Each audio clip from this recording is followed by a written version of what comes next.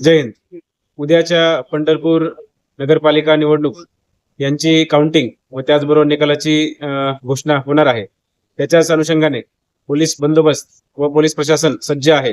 या पोलीस प्रशासनाच्या बंदोबस्तमध्ये एकूण 3 PI, एक DYSP व त्याचबरोबर 10 PSI व API दर्जाचे अधिकारी व त्याचबरोबर 166 पोलीस कर्मचारी, एक पोलीस स्ट्रायकिंग फोर्स, 60 होमगार्ड व एक SRPF सेक्शन हे असे तैनात केलेले आहेत.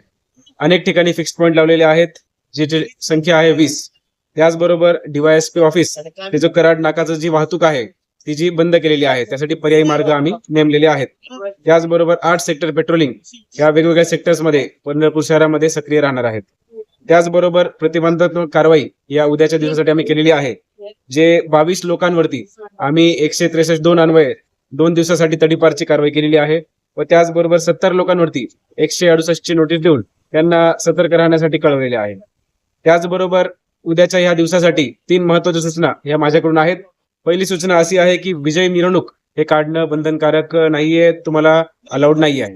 दुसरी सूचना अशी आहे की बाईक रॅलीज आपल्याला अलाउड नाही आहे. वेगवेगळ्या ठिकाणी असे आढळून येते की बाईक जे असतात ते मॉडिफाईड सायलेन्सर घेऊन ते प्रवास करत असतात व वाहतूक करत असतात, तेही आपण बॅन केलेले आहेत.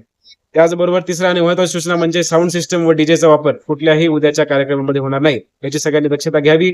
जय हिंद.